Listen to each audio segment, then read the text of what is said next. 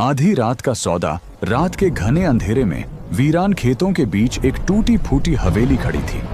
बिजली चमकते ही वह हवेली एक पल के लिए साफ दिखाई देती और फिर दोबारा अंधेरे में डूब जाती।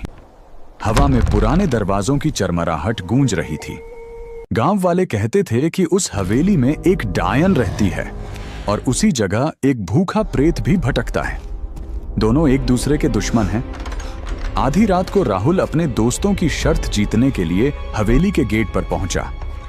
उसने कांपते हाथों से मोबाइल की टॉर्च ऑन की और धीरे से गेट को धक्का दिया। गेट अपने आप चरमराते हुए खुल गया। जैसे ही राहुल अंदर गया, पीछे का दरवाजा अचानक धड़ाम से बंद हो गया।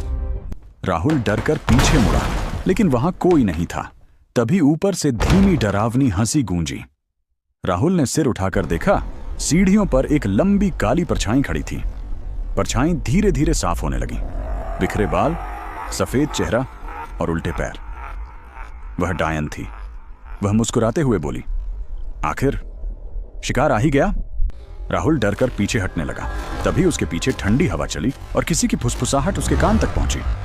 भाग मत, मैं तुझे बचा सकता हूं। राहुल ने धीरे धीरे पीछे मुड़कर देखा। दीवार से आधा निकला सड़ा हुआ चेहरा उसे घूर रहा था। वह एक प्रेत था जो हवा में तैर रहा था। डायन गुस्से में चीखी, ये मेरा शिकार है। प्रेत गुर्राया, आज सौदा होगा। अचानक हवेली के अंदर अंधेरा फैलने लगा। राहुल बीच में खड़ा कांप रहा था। डायन बोली, अगर ये लड़का आज रात जिंदा निकल गया तो मैं हमेशा के लिए ये हवेली छोड़ दूंगी। प्रेत हंसा, और अगर ये मर गया तो इसकी आत्मा मेरी होगी। इतना कहते ही पूरी हवेली अंधेरे में डूब गई। चारों तरफ सन्नाटा छा गया और अगले ही पल राहुल की तेज चीख हवेली में गूंज उठी। सुबह जब गांव वाले वहां पहुंचे तो हवेली का दरवाजा खुला था। अंदर सब कुछ शांत था, लेकिन राहुल कहीं नहीं मिला। उस दिन के बाद से उस हवेली की खिड़कियों में 2 नहीं 3 परछाइयां